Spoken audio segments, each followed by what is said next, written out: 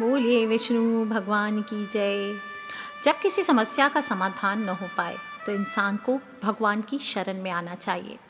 लेकिन जैसे जैसे समय बदलता जा रहा है, लोगों की सोच भी बदलती जा रही है। हर इंसान अपने आप में इतना व्यस्त हो गया है कि वह ईश्वर को अपनी इच्छा के अनुसार ही स्मरण करता है। जब भी व्यक्ति बहुत परेशान होता है तो ईश्वर की शरण में आता है और ये जो छोटी छोटी कथाएं हम सुनाते हैं, हमें इन व्रतों का महात्म्य बताते हैं। अतः आप व्रत करें या ना करें, इन कथाओं का महात्म्य, इन कथाओं को आपको ज़रूर सुनना चाहिए। विजया एकादशी है, यानी फागुन माह के कृष्ण पक्ष की एकादशी, और इस व्रत को करने से जीवन में बड़ी से बड़ी मुसीबत का हल निकल आता है। इस व्रत को भगवान राम ने अपनी सीता को पाने के लिए भी किया था, और विजया एकादशी जैसा अपने नाम के अनुसार बताती है, विजय प्रदान करने वाली ही एकादशी है।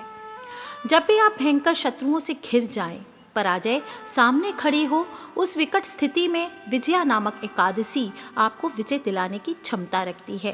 प्राचीन काल में कई राजे महाराजे भी इस व्रत को कर चुके हैं, और कहा जाता है कि इन व्रतों को करके अपनी निश्चित हार को जीत में बदल चुके हैं। जो भी व्यक्ति श्रद्धा भाव से विधि पूर्वक इस एकादशी का व्रत रखता है, वह जीवन में आने वाली सभी विपरीत परिस्थितियों पर विजय प्राप्त करने में सफल होता है। जब युधिष्ठिर श्री कृष्ण भगवान से पूछते हैं कि हे प्रभु, मुझे आप विजया एकादशी का महात्म्य बताइए, तब श्री कृष्ण भगवान कहते हैं, हे राजन, फागुन माह के कृष्ण पक्ष की एकादशी का नाम विजया एकादशी है। इसके व्रत के प्रभाव से मनुष्य को विजय की प्राप्ति होती है। सभी व्रतों में उत्तम व्रत है, और इस विजया एकादशी के महात्म्य के श्रवण से, पठन से समस्त पाप नष्ट हो जाते हैं। एक समय देवर्षि नारद जी ने जगत पिता ब्रह्मा जी से कहा, महाराज, आप मुझसे फागुन माह के कृष्ण पक्ष की एकादशी का विधान कहिए। तब ब्रह्मा जी कहने लगे, हे नारद, विजया एकादशी का व्रत पुराने तथा नए पापों को नाश करने वाला है। इस विजया एकादशी की विधि मैंने आज तक किसी से भी नहीं कही है। यह समस्त मनुष्यों को विजय प्रदान करने वाली है। और त्रेता युग में मर्यादा पुरुषोत्तम श्री रामचंद्र जी को जब 14 वर्ष का वनवास हो गया, तब वे श्री लक्ष्मण तथा सीता जी सहित पंचवटी में निवास करने लगे। वहाँ पर दुष्ट लंकापति रावण ने जब सीता जी का हरण किया, तब इस समाचार से श्री रामचंद्र जी तथा लक्ष्मण अत्यंत ही व्याकुल हुए और सीता जी की खोज में चल दिए। घूमते घूमते जब वे आखिरी सांसें ले रहे थे, तब जटायु के पास पहुँचे तो जटायु ने उन्हें सीता जी का वृत्तांत सुनाकर स्वर्गलोक को प्रस्थान कर गया। कुछ आगे जाकर उनकी मुलाकात सुग्रीव से हुई, उससे मित्रता हुई और उन्होंने बाली का वध किया। हनुमान जी ने लंका में जाकर सीता जी का पता लगाया और उनसे श्री रामचंद्र जी और सुग्रीव की मित्रता का वर्णन किया।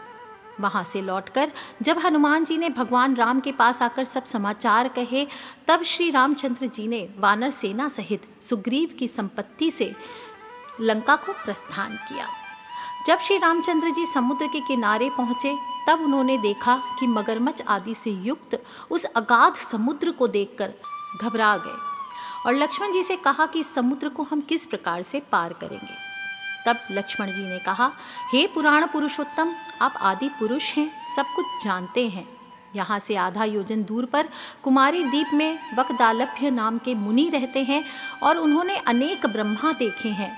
आप उनसे जाकर इसका उपाय पूछिए।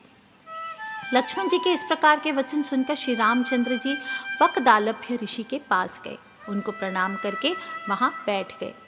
मुनि ने भी उनको मनुष्य रूप धारण किए हुए पुराण पुरुषोत्तम समझकर उनसे पूछा, हे राम, आपका आना कैसे हुआ। रामचंद्र जी कहने लगे, हे ऋषि, मैं अपनी सेना सहित यहाँ आया हूँ और राक्षसों को जीतने के लिए लंका जा रहा हूँ। आप कृपा करके समुद्र पार करने का कोई उपाय बतलाइए, मैं इसी कारण आपके पास आया हूँ। वकदालभ्य ऋषि बोले, हे राम, फागुन माह के कृष्ण पक्ष की एकादशी का उत्तम व्रत करने से निश्चय ही आपकी विजय होगी और साथ ही साथ आप समुद्र भी अवश्य पार कर लेंगे। इस व्रत की विधि यह है कि दशमी के दिन स्वर्ण, चांदी, तांबा या मिट्टी का एक घड़ा बनाएं। उस घड़े को जल से भरकर 5 पल्लव रखकर वेदिका पर स्थापित करें। उस घड़े के नीचे सतनजा और ऊपर जौ रखें।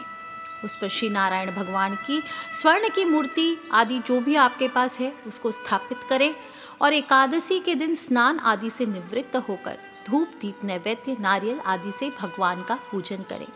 तत्पश्चात घड़े के सामने बैठकर दिन को व्यतीत करें और रात्रि को भी उसी प्रकार बैठकर जागरण करें। द्वादशी के दिन नित्य नियम से निवृत्त होकर उस घड़े को ब्राह्मण को दे दें।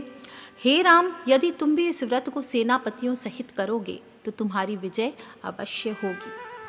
श्री रामचंद्र जी ने ऋषि के कथा अनुसार इस व्रत को किया और उसके प्रभाव से उन्होंने रावण को वध किया, लंका पर चढ़ाई की और दैत्यों पर विजय पाई। अतः हे राजन, जो भी कोई मनुष्य विधि पूर्वक इस व्रत को करेगा दोनों लोकों में उसकी विजय अवश्य होगी।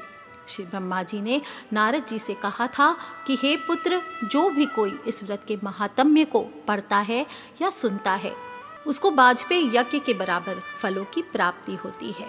विजया एकादशी का व्रत करके भगवान श्री राम ने अपनी समस्या का समाधान प्राप्त किया और जिस तरह से उनके दुखों का निवारण हुआ उसी तरह से सबके दुखों का निवारण हो।